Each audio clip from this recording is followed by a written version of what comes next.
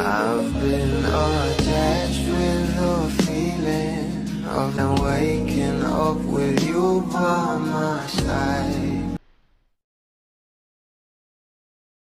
Alam naman natin na ang teleserye na pinagbibidahan nila Donnie at Belle ay isang romantic drama na kung saan ay talagang inaabangan nga ng marami bablis gabi-gabi dahil sobrang ganda talaga ng nasabing teleserye.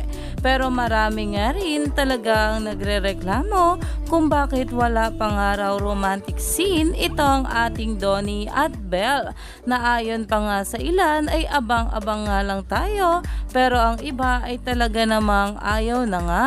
Pero ito na nga guys ang pag-uusapan natin ang post nga ni Mami Bang na kung saan ay chinat niya nga raw ang isang writers ng Can't Buy Me Love na ayon nga dito sayang naman mga kilig scenes na sinusulat namin ngayon kung aalis sila. At talaga namang replyan nga ito ni Mami Bang ng thanks Iha, I appreciate it, sana malapit na din.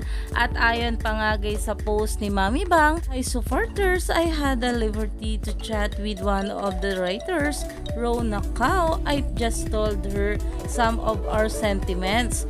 Here's her reply to me. So konting panahon na lang siguro guys. Let's wait for it. Thank you Rona. Naumani nga agad ito ng maraming komento mula sa mga bula na ayon nga sa kanila.